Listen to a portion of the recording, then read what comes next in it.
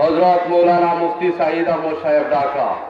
এ পর্যায়ে আপনাদের সামনে গুরুত্বপূর্ণ নসিহত পেশ করবেন হযরত মৌলানা মুফতি সাঈদ আহমদ সাহেব ঢাকা।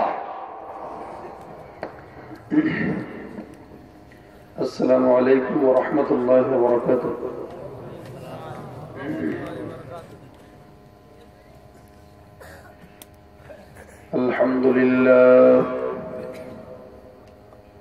الحمد لله علي الذات عظيم الصفات سميع السمات كبير الشان جليل القدر رفيع الذكر مطاع الأمر جلي البرهان فخيم الاسم عزيز العلم وسيع الحلم كثير الغفران جميل الثناء جزيل العطاء مجيب الدعاء حميد الإحسان ونشهد أن لا إله إلا الله وحده لا شريك له ونشهد أن سيدنا وسندنا وحبيبنا وحبيب ربنا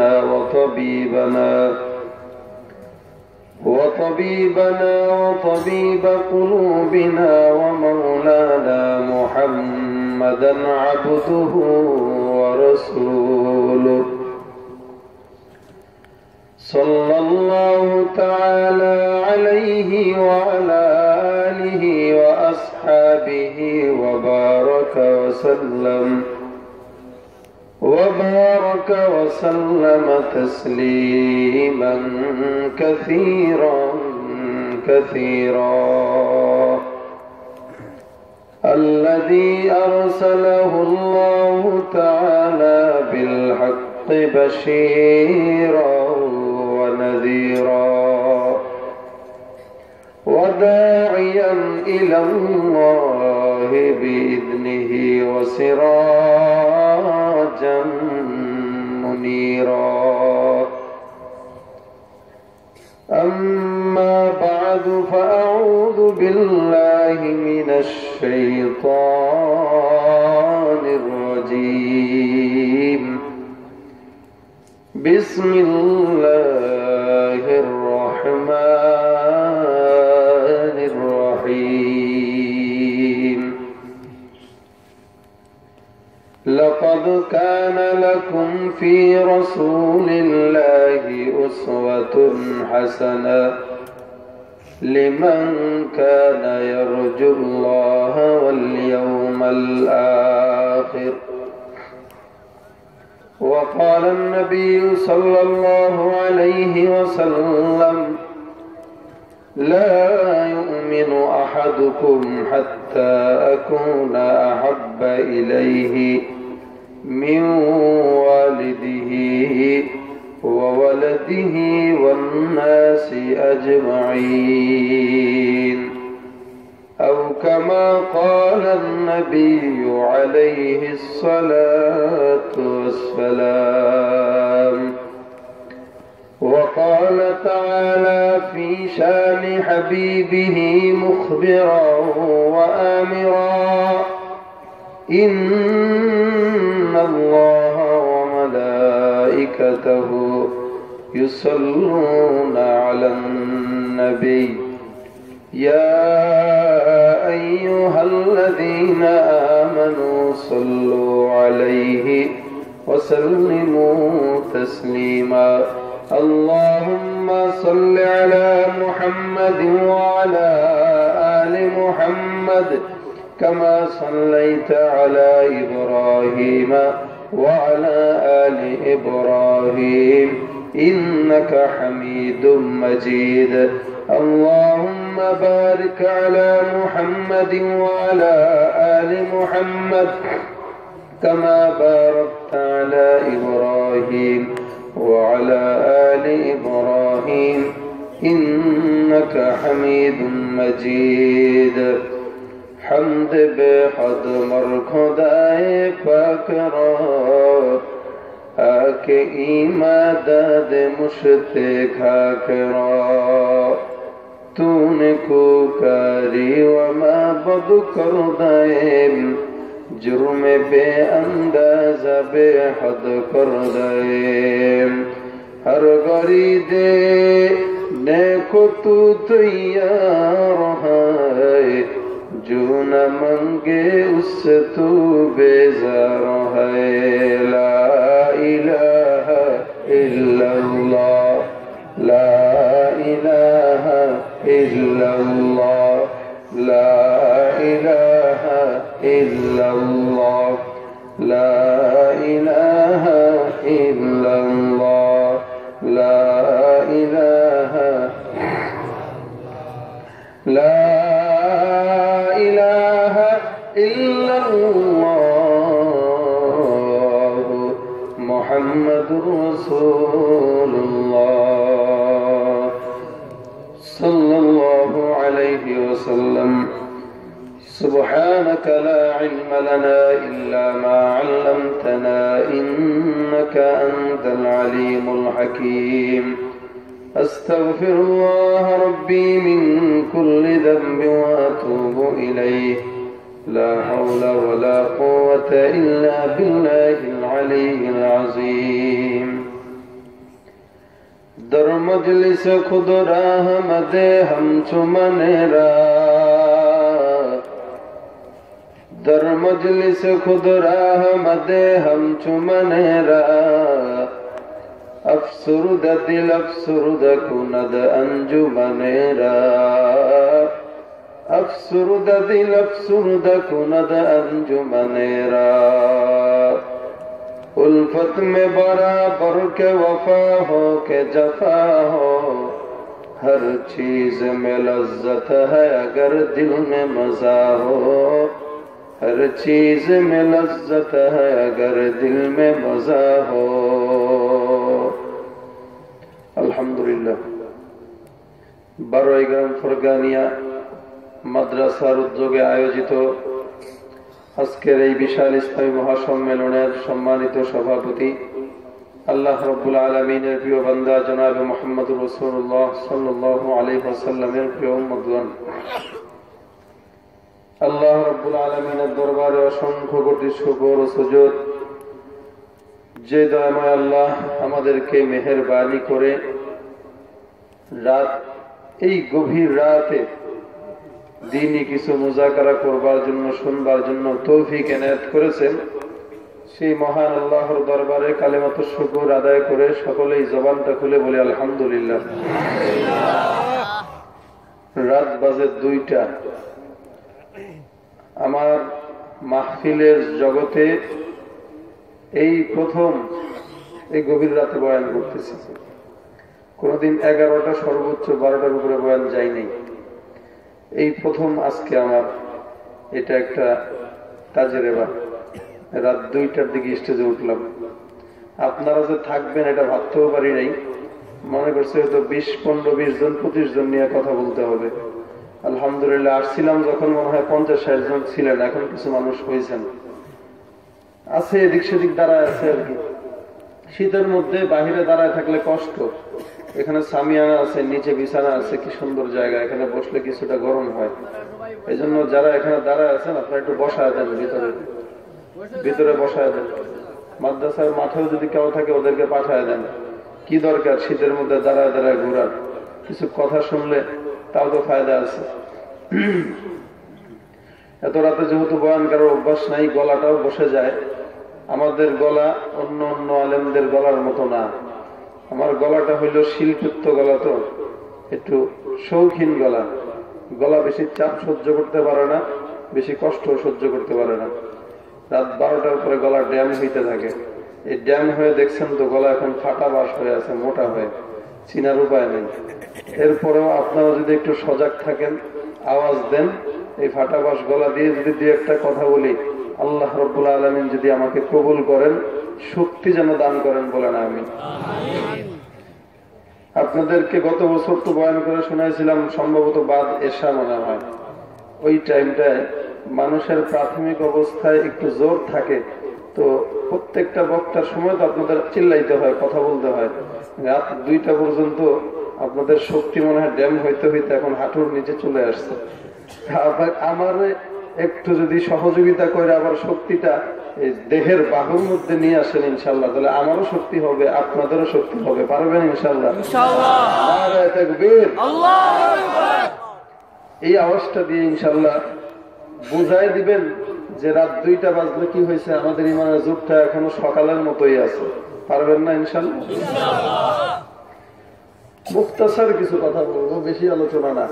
অনেক ওলামা একরাম আছেন, আমাদের সকলের শ্রদ্ধেয় আইয়ুবী সাহেব হুজুরও আসবেন। ওনারা যথেষ্ট মজার মজার ইসলাহি আলোচনা আপনাদেরকে করবেন। আমি মাঝখানে এরকম বড় বড় মজলিসে আমার মতো ছোট মানুষ আসলে মানাই না একদম। এরপরেও আপনাদের মনসুর সাহেব হুজুরের আব্বু হযরত খুব মহব্বত করে আমাকে দাওয়াত দিয়েছেন। সব বড় বড় ওলামা একরামদের মাঝখানে আমারা রেখে দিয়েছেন একদম আগাছা। এরপরেও আল্লাহ যদি আগাছার মুখ দিয়ে কিছু মানে দামি কথা বের করে, সেটাও হবে আপনাদের দোয়ার বরকতে ইনশাআল্লাহ। আল্লাহ পাক বসাইছেন যেহেতু, দুই একটি কথা বলি যেটা আপনার জন্য ফায়দা, আমার জন্য যেন আল্লাহ ফায়দা বানান। দেখেন, কারণ নসিহত আজকে সবাই করতে জানে, কিন্তু নিজের বেলায় নসিহত আমরা করতে জানি না। আরেকজনকে বয়ান করার সময় খুব পারি, নিজের ভিতরে কিন্তু ঢুকাই না। আর আল্লাহ বলতেছেন, বান্দা আগে তোমরা নিজেদেরকে জাহান্নামের আগুন থেকে বাঁচাও। কু আনফুসাকুম, আগে নিজেদের কথা বলছেন, নিজেরা আগে বাঁচো, এরপরেই না আরেকজনের বাঁচাও। নিজে সজাগ থাকলেই না আরেকজনের ঠেলা মেলা দিয়ে ধাক্কা দিয়ে সজাগ করানো যায়। আপনারা যদি সব ঘুমায় থাকেন তা আরেকজনের কেমনে জাগাইবেন? তা আগে বলতেছে নিজে বাঁচতে, নিজে আগে বাঁচো, এরপরে আরেকজনকে বাঁচাও। এখন আমরা আরেকজনের বাঁচানোর ফিকিরে নিজেরা জাহান্নামের পথের আসামি হয়ে যাইতেছি, ঠিক নাই, কোনো খবরও নাই। কু আনফুসাকুম ওয়া আহলিকুম নার, নিজেরা বাঁচো, অন্যদেরকেও বাঁচাও। তো নসিহতটা নিজেকে আগে করা দরকার, যে আমার ভিতরে কি দোষগুলো আছে এগুলো আগে দেখি, অন্যের দোষ না দেখি। নিজেকে নিজে নসিহত করা, এই গুণটা হলো আল্লাহ ওয়ালাদের গুণ, এই গুণটা হলো পয়গম্বরদের গুণ। আল্লাহ পাক রব্বুল আলামিন দুনিয়াতে বান্দাদেরকে পাঠাইছেন, এরপরে গোটা মানুষদের জন্য যুগে যুগে আল্লাহ রব্বুল আলামিন কিছু পয়গম্বরদেরকে পাঠাইছিলেন। এই পয়গম্বররা দুনিয়াতে এসে গোটা মানুষদেরকে স্বর্ণের মানুষ বানায় দিয়েছে। পর্যায়ক্রমে আইয়ামে জাহিলিয়াতের যুগ চলে আসছিল। এই আইয়ামে জাহিলিয়াতের যুগে মানুষগুলো এতই বর্বর হয়েছে, এতই মূর্খ ছিল, এতই বেহায়া বেশরম ছিল, এরা উলঙ্গ হয়ে আল্লাহর ঘর কাবা তোয়াফ করতো, এটাকে সওয়াব মনে করে তোয়াফ করতো। উলঙ্গ হয়ে কাবা তোয়াফ করতো সওয়াব মনে করে। এমন পরিস্থিতি ছিল তখনের মানুষের। একটা মেয়ে জন্মগ্রহণ করার সঙ্গে সঙ্গে ওরা জ্যান্ত কবর দেওয়া হয়ে যেত। তো আজকে নারীরা স্বাধীনতার স্লোগান দিতেছে, সমান অধিকারের স্লোগান দিতেছে। ইসলাম নাকি ওদেরকে সমান অধিকার দেয় নাই। আমরা তো বলি ইসলাম ওদেরকে সমান অধিকার দেবে কেন? এটা তো ইসলামের শান না। ইসলাম নারীদেরকে পুরুষদের চাইতেও বেশি অধিকার দিয়েছে। সমান অধিকার না, বরং সমানের চাইতে আরো বেশি অধিকার দিয়েছে। কি বলেন? এদেরকে তো জ্যান্ত কবর দেওয়া হতো, আমার নবী এসে এদেরকে অধিকার দিছে। এদেরকে তো দুনিয়াতে রাখাই হতো না। নবী আসলেন, এদেরকে সম্মান দেওয়া শিখায় দিলেন, ইজ্জত দেওয়া শিখায় দিলেন। ইসলাম নারীদেরকে স্বাধীনতা বেশি দিল না কম দিল? তখন মানুষ এমন মূর্খ ছিল, মানসিক ভাবে মানুষগুলো এমন রোগী ছিল, আল্লাহ রাব্বুল আলামিন ওই সমস্ত রোগে ক্রান্ত মানুষদের জন্য শ্রেষ্ঠ ডাক্তার হিসাবে আমার দয়ার নবীকে দুনিয়ার জমিনে পদার্পণ করছেন, পাঠায় দিয়েছেন। শ্রেষ্ঠ রোগী ডাক্তার হলো শ্রেষ্ঠ ডাক্তার, রোগীরাও শ্রেষ্ঠ রোগী, ডাক্তার শ্রেষ্ঠ ডাক্তার। নবী দুনিয়াতে আসছেন, আসার সঙ্গে সঙ্গে গোটা দুনিয়া, গোটা জাহানটাই আলোকিত করে ফেলছেন, স্বর্ণের জগৎ বানায় দিয়েছেন। নবী আসছেন, মক্কার জমিনে মক্কা স্মরণের মক্কা হয়ে গেছে। নবী হিজরত করে মদিনায় গেছেন, মদিনা স্মরণের মদিনা হয়ে গেছে। বলে ব্যাপারটা কি? নবী আসার আগে অবস্থা বেগতিক, নবী আসলেন সাথে সাথেই সমাজ পরিবর্তন হয়ে গেল, মানুষ হয়ে গেল স্মরণের মানুষ, জাতি হয়ে গেল স্মরণের জাতি, যুগ হয়ে গেল স্মরণের যুগ। কি ব্যাপার? কি মেডিসিন নবী আমার ব্যবহার করছেন, যেই মেডিসিনের কারণে গোটা জাহানটাকেই পরিবর্তন করে ফেললেন? আল্লাহ রাব্বুল আলামিন বলেন মেডিসিনটা কি? লাকাদ কানা লাকুম ফি রাসূলিল্লাহি উসওয়াতুন হাসানা। বলে হে নবী, আমি আপনার মধ্যে একটা আদর্শ দিলাম আমার বান্দাদের জন্য, এটাই হচ্ছে সর্বোত্তম আদর্শ, সর্বশ্রেষ্ঠ আদর্শ, সর্বশ্রেষ্ঠ সর্বোত্তম আদর্শ আমি আপনার মধ্যে দিলাম। এই আদর্শটা নবী যখন বাস্তবায়ন করার ফিকির করছেন, এই আদর্শ যারাই মানছে তারাই যুগে যুগে স্মরণের মানুষ হয়ে গেছে। এখন আল্লাহর নবীর এই আদর্শটা কি জিনিস? সাহাবা ইকরাম আম্মা জান আয়েশা রাদিয়াল্লাহু তাআলা আনহার কাছে ডাক দিয়া বললেন, আম্মা জান আয়েশা, কাইফা কানা খুলুকুন নবী সাল্লাল্লাহু আলাইহি ওয়াসাল্লাম, আল্লাহর নবীর ক্যারেক্টার চরিত্র সম্পর্কে আপনি আমাদেরকে কিছু বর্ণনা করুন। আম্মা জান আয়েশা, আপনি তো আল্লাহর নবীর এক খাটের মানুষ, আপনি তো আল্লাহর নবীর চরিত্র সম্পর্কে সবচেয়ে বেশি জানেন, আপনি আমাদেরকে বর্ণনা করুন আল্লাহর নবীর ক্যারেক্টার চরিত্র সম্পর্কে। আম্মা জান আয়েশা পাল্টা প্রশ্ন করলেন, হে সাহাবা ইকরাম, তোমরা কি কোরআন পড়ো না? আফাতাকরাউনাল কুরআন, বলো অবশ্যই আমরা কোরআন তেলাওয়াত করি। তারা বলতেছে অবশ্যই পড়ি। আম্মা জান আয়েশা বলেন, তোমরা যেহেতু আল্লাহর কোরআন পড়ো, তোমরা আরো বেশি বেশি করে আল্লাহর কোরআন পড়ো। কারণটা কি? কানা খুলুকুহুল কুরআন, আল্লাহর কোরআন যা, পয়গম্বরের আদর্শটাই তা। কারণটা কি? আমার আল্লাহ রাব্বুল আলামিন যেই কোরআনটা বানাইছেন, এই কোরআনটা যা বানাইছেন সেটাই আমার নবীর আদর্শ।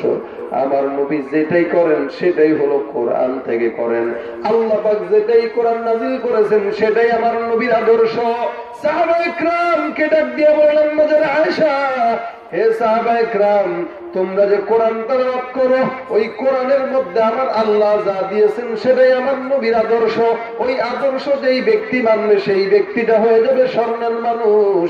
আম্মা জান আয়েশা আল্লাহর নবীর চরিত্র সম্পর্কে সাহাবায়ে কেরামদেরকে বর্ণনা করেছেন। ও নবীর উম্মত, আল্লাহ পাক রব্বুল আলামিন পয়গম্বরের মধ্যে উত্তম আদর্শ দিয়েছেন, সর্বোত্তম আদর্শ। এই আদর্শ যারা মানবে তারাই হবে সফলকাম, এই আদর্শ যারা মানবে তারাই হবে সফলকাম, এই আদর্শ যেই মানবে সেই হবে স্মরণের মানুষ। এই আদর্শ যেই জায়গায় আমার নবী ফিট করছে সেই জায়গাটা স্মরণের জায়গা হয়ে গেছে। আল্লাহ পাক রব্বুল আলামিন পয়গম্বরকে একটা আদর্শ দিয়েছেন। আজকে সমাজের মধ্যে নবীর আদর্শ বাদ দিয়া নেতার আদর্শের পাগল হয়ে গেছে মানুষরা। নবীর আদর্শ বাদ দিয়া নেতা নেত্রীর আদর্শের পাগল। বলে নেতার আদর্শ কখন মানা যাবে? যখন নাকি দেখবো পয়গম্বরের আদর্শের সঙ্গে নেতার আদর্শের মিল আছে তখন। যদি দেখি নবীর আদর্শের সঙ্গে নেতার আদর্শের মিল নাই, তখন আমার নবীর আদর্শটাকে বুকে জড়ায় ধরে নেতার আদর্শটাকে আগুন দিয়ে জ্বালায় দিতে হবে। মানতে হবে কার আদর্শ? জোরে বলেন নবীর আদর্শ। আরো জোরে বলেন কার আদর্শ? আল্লাহ পাক রব্বুল আলামিন বলেন এই আদর্শটা হলো উত্তম আদর্শ।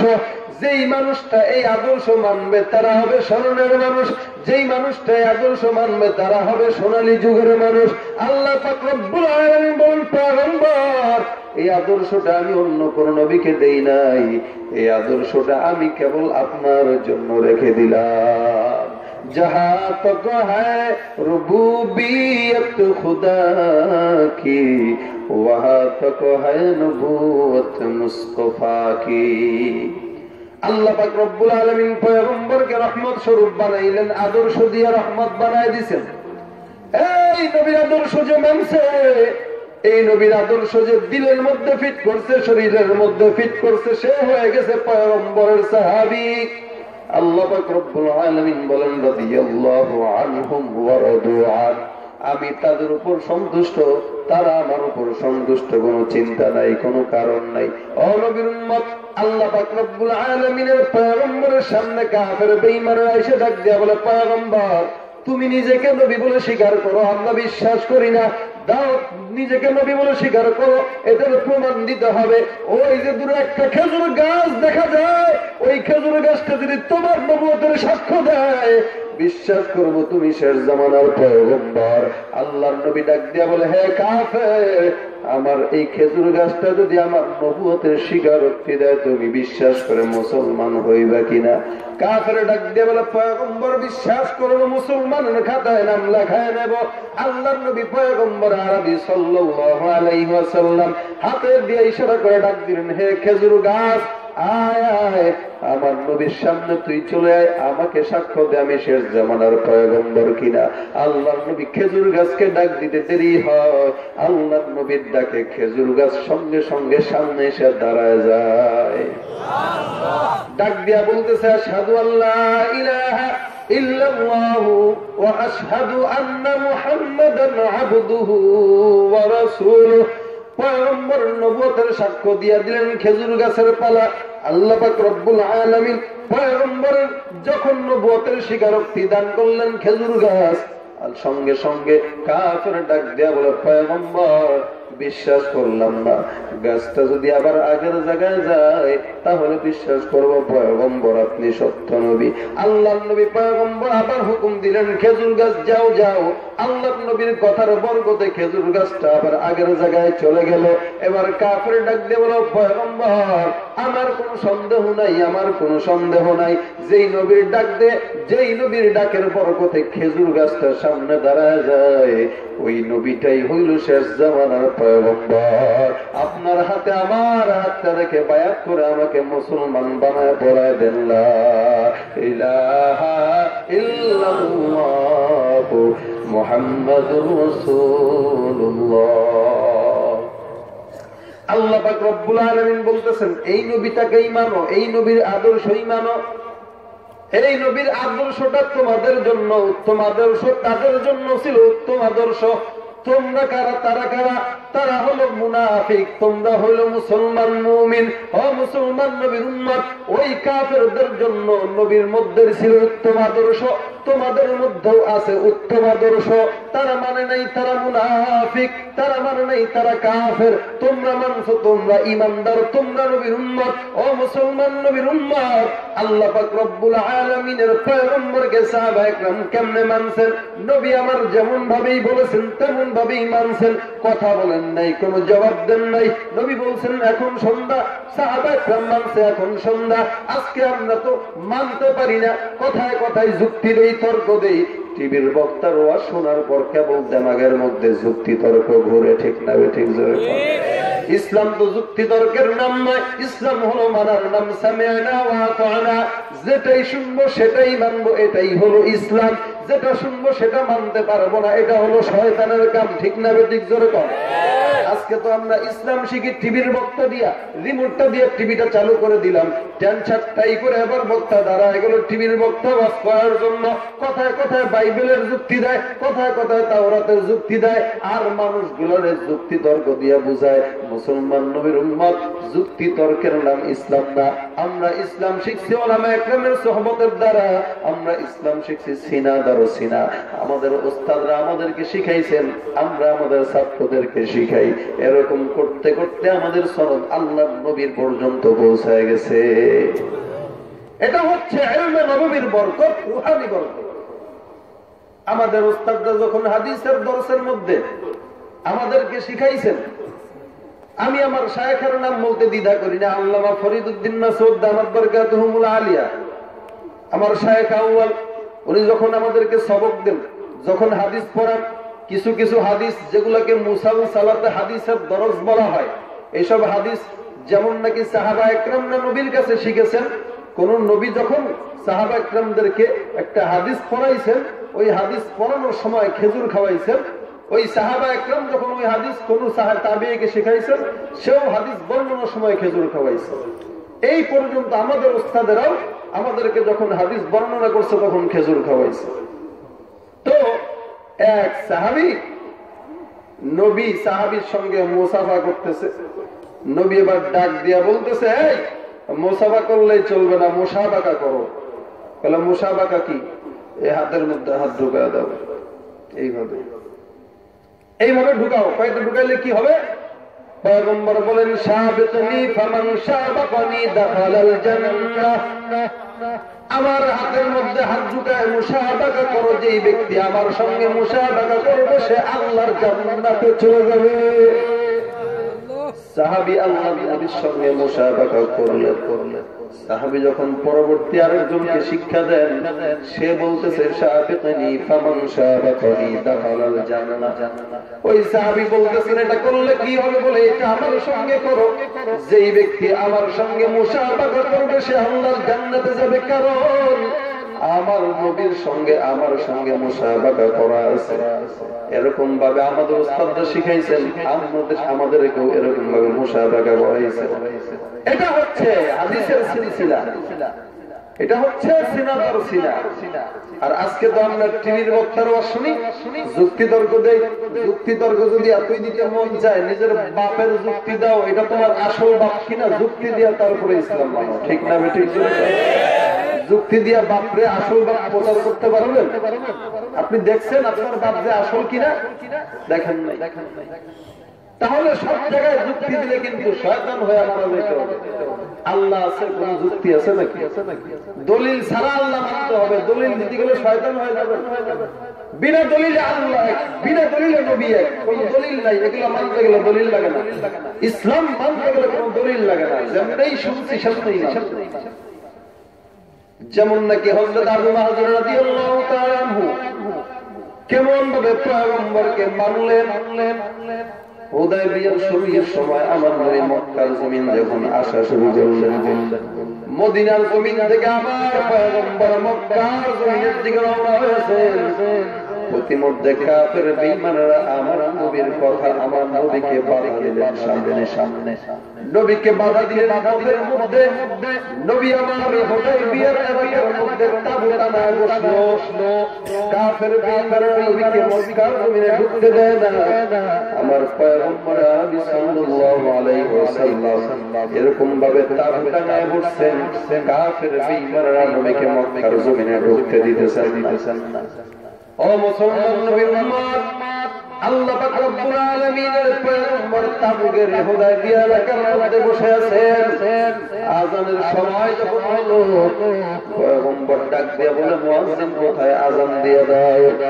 আল্লাহর নবীর আদেশ অনুযায়ী নামাজের সময় আযান দেওয়া আরম্ভ করলো। আল্লাহু আকবার বলে আযান দিতেছেন মুয়াজ্জিন। ওদিকে মক্কার কাফের বেঈমান ইহুদি খ্রিস্টানদের বাচ্চারা সাহাবীকে ভেঙাইতেছে।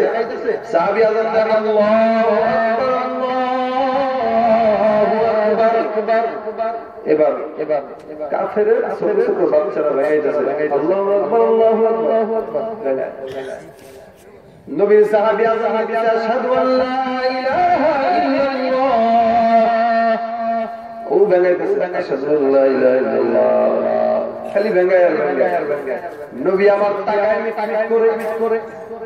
আযান যখন দেওয়া শেষ হয়ে গেল, নবী আমার আদেশ করলেন, যাও ওই যে ছোট্ট ছোট্ট বাচ্চারা আযানকে বিকৃতি করে ভেঙ্গাইছে, ওই ছোট্ট ছোট্ট বাচ্চাদেরকে আমি নবীর কাছে ধরে নিয়ে আসে।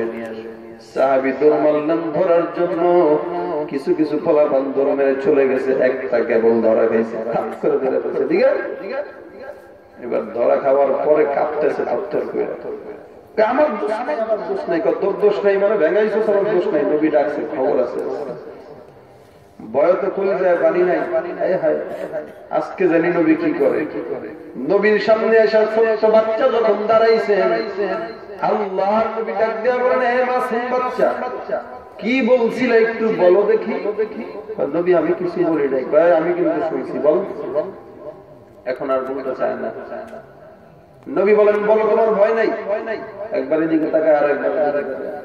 তাকায় তাকায় দেখে, কারণ আল্লাহু আকবার বলতে হবে তো। মনের মধ্যে ভয় ঢুকে গেছে, বাপ যদি দেখে টেঙ্গি রাখবো না একদম। নবী আমার বলতেছেন, বলো কি বলছো বলো। কিচ্ছে এদিক সেদিক তাকায়, কানের মধ্যে হাত দিয়া কয় আল্লাহু আকবার আল্লাহু আকবার। পয়গম্বর বলেন, তারপরে কি? ছোট্ট বাচ্চা এদিক সেদিক তাকায়, চিন্তা করে না না বলা যাবে না, কারণ এরপরের শব্দটা বললেই তো আল্লাহর সাক্ষ্য দেওয়া হয়ে যাবে। আল্লাহর নবী ডাক দিয়ে বলে, বলো তোমার কোনো চিন্তা নাই, তোমার কোনো ভয় নাই। বাচ্চাটা এদিক সেদিক তাকানোর পর কানের মধ্যে হাত দিয়ে ছোট্ট আওয়াজে বলতেছে আশহাদু আল্লা ইলাহা ইল্লাল্লাহ। কেউ জানি না শুনে, এই চিন্তা শুনলেই তো খবর আছে। নবী আমার বলেন, এটা বল। এবার ডাক দিয়া বলতেছে আশহাদু আল্লা ইলাহা ইল্লাল্লাহ। পয়গম্বর এবার ডাক দিয়া বলেন, তারপরে কি বল। এবার তো মেজাজটা গরম হয়ে গেছে, কয় হায় রে, এখন তো বললে কাম হয়ে যাইব, কারণ এতক্ষণ যা ছিল ঠিক ছিল, এখন তো আসলটা এসে পড়ছে। আল্লাহ নবী বলে, বলো বলো বলো, সমস্যা নাই বলো। ওই দিক সেদিক তাকায় তাকায় এবার চিন্তা করে কেমনে বলি কেমনে বলি। কানের মধ্যে হাত দিয়ে চোখটা বন্ধ করে আশহাদু আন্না মুহাম্মাদুর রাসূলুল্লাহ। নবী মাথার মধ্যে হাতটা বুলায়, এই বেটা জোরে বল, আমি নবী আছি না তোর কোনো ভয় নাই, জোরে বল। এই কথা বললেন, এবার কানের মধ্যে হাত দিয়ে বলে আশহাদু আন্না মুহাম্মাদুর রাসূলুল্লাহ। পয়গম্বর মাথার মধ্যে হাত বুলায় দিলেন, আল্লাহর তরফ থেকে একটা নূর বাচ্চার ভিতরে ঢুকছে। যেই সন্তানটা এতক্ষণ বাবার ভয়ে আজান দিতে পারে না, সে এখন উচ্চ কণ্ঠে আজান দেওয়া শুরু করলো। ডাক দিয়া বলে, পয়গম্বর এতক্ষণ আমার দিলের মধ্যে আল্লাহর ভয় ছিল না, এখন আপনি আমার মাথায় যখন হাত বুলাইছেন, আল্লাহর ভয়, আপনি নবীর ভয় আমার দিলের মধ্যে ঢুকে গেছে। আমাকে এখন আজান দেওয়ার জন্য আপনার বলতে হবে না। এই যে নেন দেখেন, আমি শুরু থেকে শেষ পর্যন্ত আজানটা দিয়া দেই। পয়গম্বর আল্লাহ নবী ডাক দিয়া বলেন, কিরে কামে লাগছে বুঝি, আয় আয় আমার ইসলামের ছায়াতলে তোরে আমি আশ্রয় গ্রহণ করায় দেই। সাহাবীকে মুসলমান বানায় দিলেন। এবার ঘোষণা করলেন, হে মক্কার সাহাবায়ে কেরাম, শুইনা নাও শুইনা নাও, আমি এই সাহাবীটাকে আবু মাহজুরাকে মক্কার মুয়াজ্জিন ঘোষণা করে দিলাম। আপনাকে মনে হয় সার কম পড়তেছে, উপরে কুয়াশা পড়তেছে তো একদম ভিজা তছনছ হয়ে গেছে। ওয়াজ বেশিক্ষণ চালানো যাবে না, 10 মিনিটের মধ্যে শেষ করে দিতেছে ইনশাআল্লাহ। আমার ঘুমের দাম আছে, কালকে বগুড়া মাহফিল, আমাকে ঢাকা এখান থেকে যাইতে যাইতে ঢাকায় বাজবে রাত 9, সকাল 10টা 11টা বাজতে পারে। যে কুয়াশা এরকম ভাবে এক মাথায় দিক দিয়ে দিই আমি, আর ড্রাইভার আমার এক মাথায় দিক দিয়ে দেয়। এই কষ্ট আপনারা বুঝবেন না, এটা আমরা বুঝি বক্তারা। ফাও কবরস্থানে বয়ান করে লাভ আছে নাকি? শুধু শুধু আমি বাসা যায় ঘুম দিলে লাভ হইতো, আমার ঘুমটাও ভালো ছিল। একটু কথাবার্তা বললেন, মেজাজ গরম হয়ে যেতেছে। কিন্তু এই যাত্রী নিয়ে গত বছর বয়ান করি নাই আমি। তা বলছিলাম, আজান দিছে এখন। যেই নবী মক্কার জমিনে ঢুকতে পারে না, এই নবীরা মক্কার মুয়াজ্জিন বানায় দিছে। এই নবী এখন মক্কার মুয়াজ্জিন আবু মাহজুরাকে ঘোষণা করে দিল। আবু মাহজুরা মক্কার মুয়াজ্জিন হয়ে গেছে। আল্লাহর নবী সাল্লাল্লাহু আলাইহি ওয়াসাল্লাম মদিনার জমিনে আবার ফিরে গেলেন। ফাতহে মক্কার সময় আবার আসছেন। মক্কা বিজয় হবে, কাফের বেঈমানরা ভয়ে ভয়ে কাঁপতেছে, আল্লাহ জানে নবী জানে কি করে। এবার নবী বলেন, তোমরা আমাদের ভাই, আমি তোমাদেরকে কিচ্ছু করবো না, তোমরা নিরাপদ আমার কাছে। যতই তোমরা আমাকে ব্যথা দাও না কেন, আঘাত দাও না কেন, আমি নবী তোমাদেরকে কিছু বলবো না। নবী আসছেন। এবার আজানের সময় এই সাহাবী আবু মাহজুরা আজান দিতেছেন, আল্লাহু আকবার আল্লাহু আকবার, আশহাদু আল্লা ইলাহা ইল্লাল্লাহ, আশহাদু আল্লা ইলাহা ইল্লাল্লাহ, আশহাদু আন্না মুহাম্মাদার রাসূলুল্লাহ, আশহাদু আন্না মুহাম্মাদার রাসূলুল্লাহ। সাহাবী আজান দিতেছেন, একবার আস্তে আরেকবার জোরে জোরে আজান দেয়। অন্যান্য সাহাবা এখন তাকায় আছে, হায় রে হায়, এরকম নতুন কোয়ালিটির আজান তো আমরা জীবনেও শুনি নাই। এ আবার কোন ধরনের আজান দেয়? একবার কয় আসতে, আরেকবার কয় জোরে। এটার কি আবার কি সমস্যা হইলো বুঝলাম না। এই বেটা কি এরকম আজান দিলি? আল্লাহর নবীকে কোনোদিন দেখলাম না সাহাবা একরাম এরকম আজান দিতে। তুমি আবার কোন ধরনের নতুন আজান দাও? সাহাবী আবু মাহজুরা ডাক দিয়া বলে, হে সাহাবা একরাম, আমার আজান যদি তোমাদের ভালো না লাগে আমাকে আল্লাহর নবীর কাছে নালিশ কইরা মুয়াজ্জিনগিরি বাদ দিয়া দাও, কিন্তু আমি যেমনি আজান দিতেছি এমনি আজান দেব, এমনি আজান দেব। কারণটা কি? কারণটা কি? বলে আমি এইভাবে আজান দেওয়ার কারণ, বলে আমি ইসলামটা পাইছি এরকম ভাবে আজান দেওয়ার দ্বারা। আমার পয়গম্বর আমাকে আজান দেওয়ার জন্য বলছেন, আমি ভয় পাইতেছি পিতা মাতার ভয়, আত্মীয় স্বজনের ভয়। আমার জবান দিয়ে আল্লাহর নাম বের হয় না। আল্লাহ পাক রব্বুল আলামিনের পয়গম্বর আমার মাথার মধ্যে হাত বুলায় দিয়েছেন। আল্লাহর নবীর হাতের বরকতে আমার দিলের মধ্যে ঈমানের শক্তি আসছে। ও সাহাবা একরাম, যতই তোমরা কথা বলো না কেন আমি কিন্তু এইভাবেই আজান দেব, এইভাবেই আজান দেব। কারণটা কি? ইসলামের প্রথম আজান আমি এমনি দিয়েছিলাম। সাহাবা একরাম আল্লাহর নবীর এই সাহাবীর মহব্বত দেখে কেমন পাগল পারা হয়ে গেছে। পয়গম্বর সাহাবী আবু মাহজুর রাদিয়াল্লাহু তাআলা আনহু আযান দেন, একবার আস্তে আরেকবার জোরে, একবার আস্তে আরেকবার জোরে। ও নবীর উম্মত, আল্লাহ পাক রব্বুল আলামিনের এই পয়গম্বরের সাহাবীর আযান আল্লাহ এমন কবুল করছেন, বুখারী শরীফের মধ্যে একটা বাব রচনা হয়ে গেছে, বাবু তারজিহিল আযান নামে। আযানের মধ্যে তারজিহ করা কোন ইমামের মতে জায়েজ আছে। একবার আস্তে আরেকবার জোরে, একবার আস্তে আরেকবার জোরে, এইভাবে আযান দেওয়াটা কোন ইমামের মতে জায়েজ। ও মুসলমান নবীর উম্মত, আল্লাহ পাক রব্বুল আলামিনের এই পয়গম্বরের সাহাবী কেমন মহব্বত নবীকে করছেন। এবার কিছু কিছু সাহাবা একরাম ডাক দিয়া বলে, হে আবু মাহজুরা, তোমার মাথার চুল লম্বা কেন? কেমন দেখা যায়, মেয়েদের মতো লম্বা চুল রাখছো, এই চুলটা কাটো না কেন? সাহাবী ডাক দিয়া বলেন, না না, চুল কাটবো না, যেমন দেখা যায় দেখা যাক, মেয়েদের মতো দেখা গেলেও দেখা যাক, এই চুলটা কাটবো না, কারণ এই চুলের মধ্যে আমার পয়গম্বরের হাতের বরকতের স্পর্শ আছে। আমি যেদিন নাকি আযান দিতে ভয় পাচ্ছিলাম, আমার পয়গম্বর আমার মাথায় হাত বুলায় দিয়েছেন। আল্লাহর নবীর হাতের স্পর্শ আমার চুলের মধ্যে নিয়ে আমি ঘুরতেছি। ওই কিয়ামতের ময়দানে আল্লাহর দরবারে নাজাতের উসরা নিয়ে দাঁড়াইব, বলবো, আল্লাহ, দুনিয়াতে কোনো কিছু আনতে পারি নাই, দুনিয়া থেকে এই যে আমার মাথার চুল আমি মাওলা তোমার দরবারে নিয়ে আসলাম, আমার পয়গম্বরের হাতের স্পর্শ আছে, এই হাতের স্পর্শের বরকত আমি কোনদিন কাটবো না। ও সাহাবা একরাম, কিয়ামতের ময়দানে আল্লাহর দরবারে চুলটা যেন আবার নাজাতের ওসিলা হয়ে যায়। আশিক ও বেরাদারাই শাহেদ আলম, আশিক ও বেরাদারাই শাহেদ আলম, सुन्नत की पैरवी करते रहो हर जहरदम, सुन्नत की पैरवी करते रहो हर जहरदम, शफीउल उमम हमारा नबी रोज क़यामत, शफाअत करेगा अल्लाह की पस गुनहगार उम्मत, शफाअत करेगा अल्लाह की पस गुनहगार उम्मत।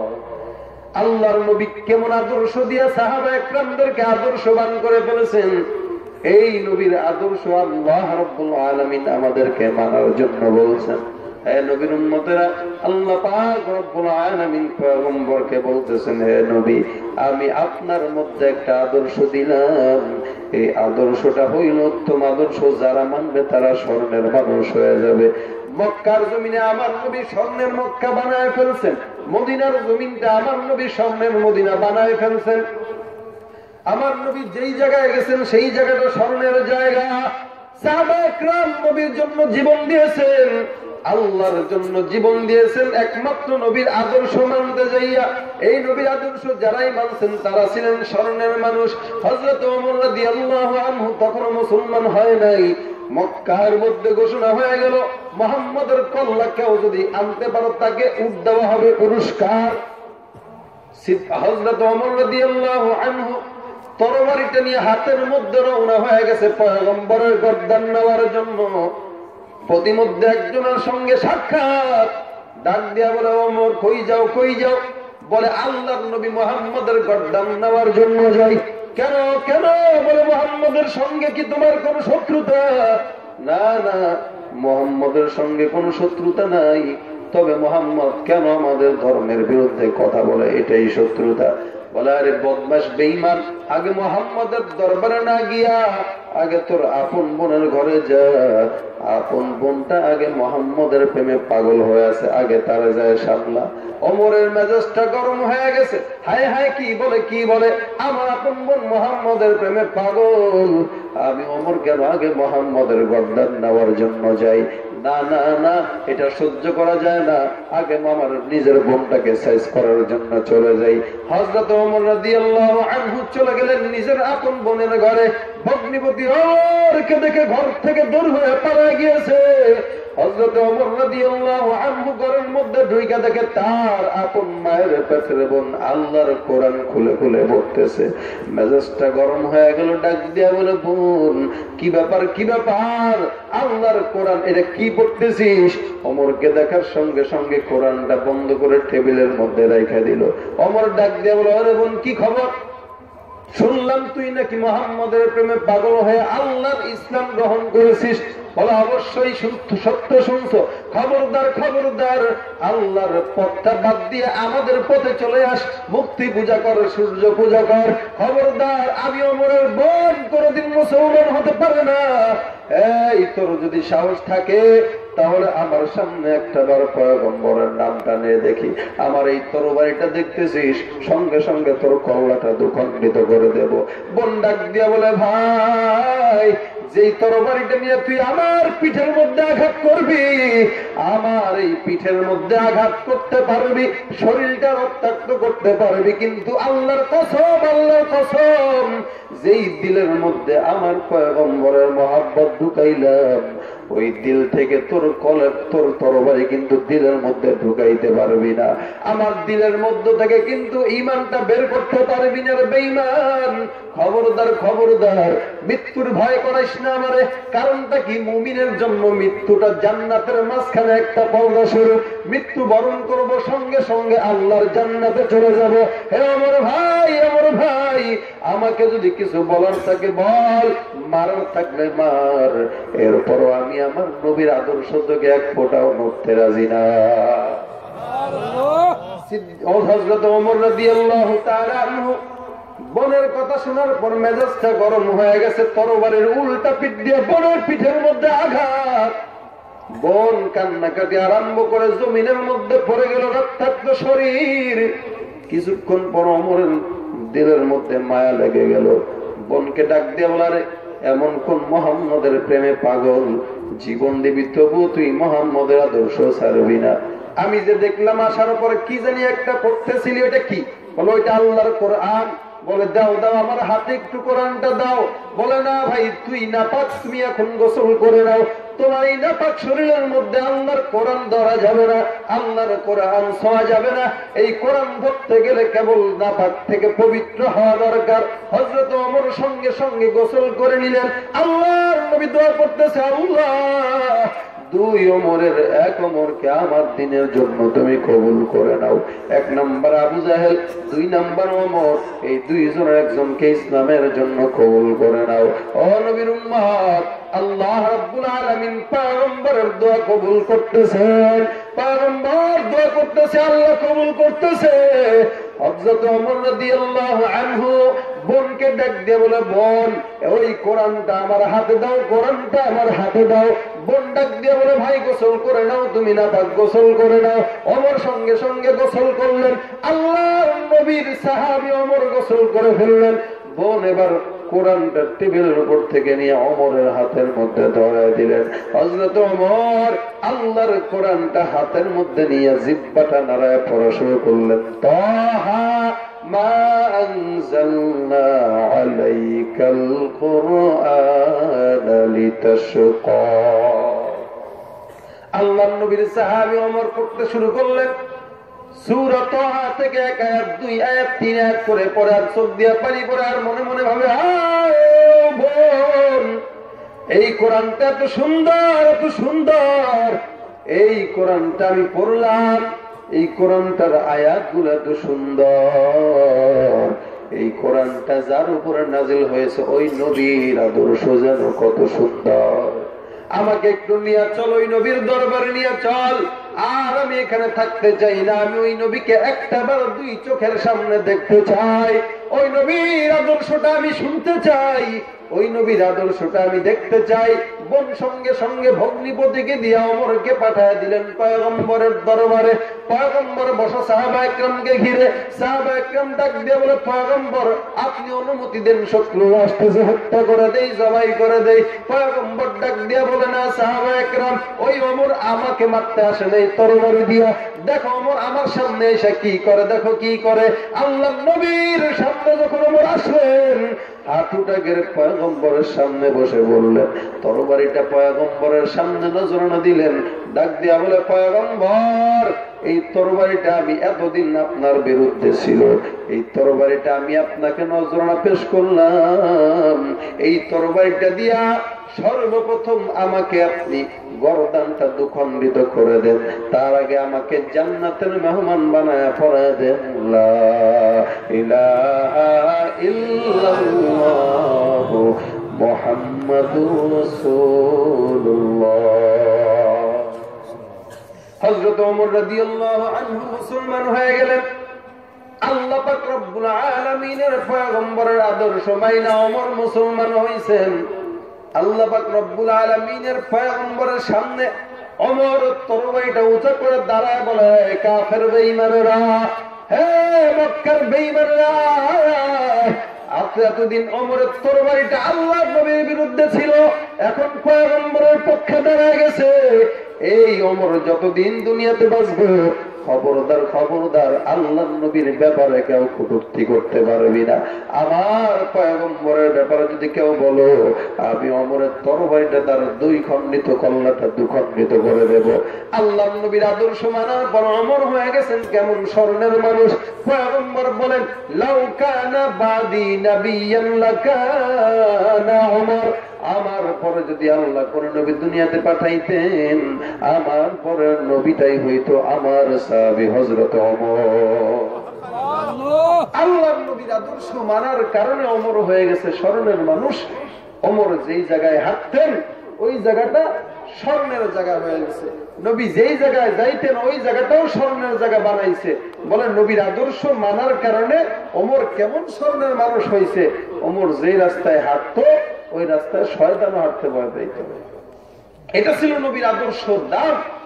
যারাই নবীর আদর্শ মানছে তারাই যুগে যুগে স্মরণ হয়ে গেছে।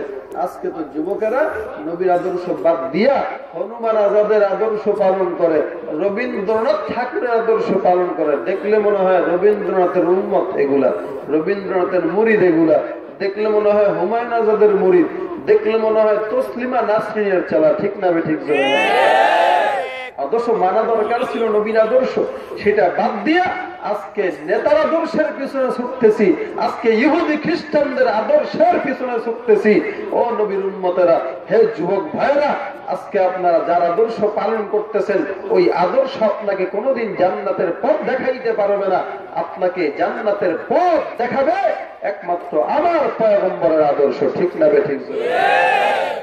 বলেন তো নবীকে মহব্বত করি, ভালোবাসি, বলেন তো খুব, কিন্তু এই ভালোবাসিটা কেবল ঠোঁটের আগায় ঝুলতে থাকে। আর ঠোঁটের আগার মহব্বত মানুষের টাকার গোলাম হয়ে বিক্রি হয়ে যায়, আর দিলের মহব্বত টাকা দিয়ে কোনোদিন কিনা যায় না।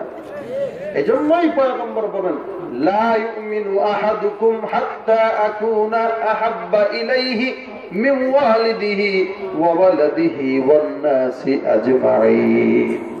যতক্ষণ পর্যন্ত তুমি দিল থেকে আমাকে মহব্বত করতে না পারবা, তোমার বিবির থেকে মহব্বত করতে না পারবা বেশি, তোমার মা বাবা সন্তানের থেকে আমাকে বেশি মহব্বত না করতে পারবা, ততদিন ওই মহব্বতটা ঠোঁটেই ঝুলবে, দিলে যাবে না। খাঁটি উম্মত তুমি হইতে পারবে না। আর মহব্বত যখন ঠোঁটে থাকবে তখন একবার এই দলে যাবে আর একবার ওই দলে যাবে, যেখানেই স্বার্থ সুবিধাবাদ জিন্দাবাদ। ও নবীর উম্মতেরা, এই কারণে সব আদর্শ বাদ দিয়া একমাত্র নবীর আদর্শ পালন করতে পারবেন তো ইনশাআল্লাহ? আল্লাহ আমাদেরকে কবুল করুক, বলো না আমিন। সকলেই দোয়া করবেন আজকের এই মাদ্রাসা এই মাহফিল যেন আল্লাহ কবুল করেন।